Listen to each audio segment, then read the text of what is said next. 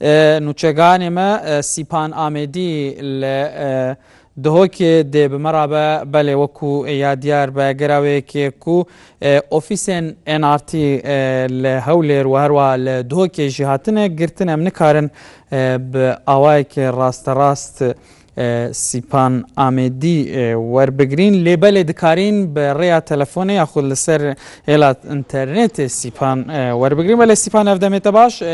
سیپان اگر زانیاری زیده تر لسر روشا شر لشنگاله بده دم باشه شو عمد بيت أواجه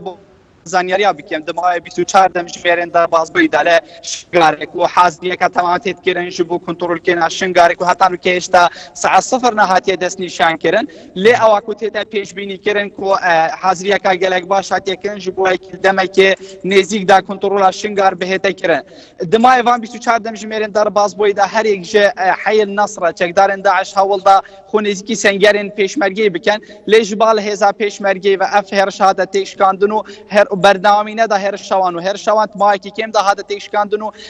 چندین لاشین چک دارن داعش ده میدان شر داما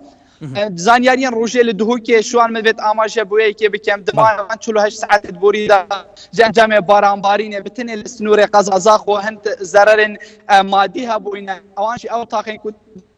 کم نس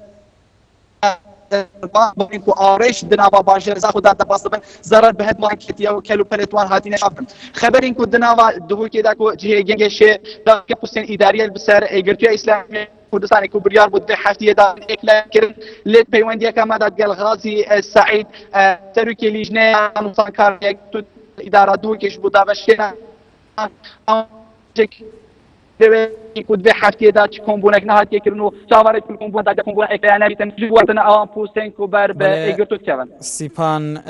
آمدی نوچگانی انارتی لدهوک مرابوی گلک سپاس بو زانیاری انت